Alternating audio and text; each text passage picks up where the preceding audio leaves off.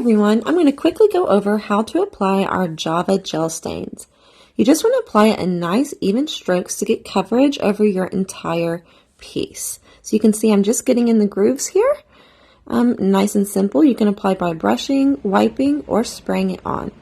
Give 2 hours dry time between your coats before you get your second application. You can do as many or as little coats as you like to get the desired color that you like.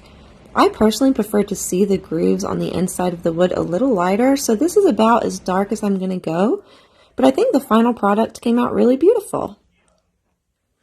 My next video is going to be on how to apply wood grain filler, so follow the channel or look at my next video to see the final piece with wood grain filler and our top coats.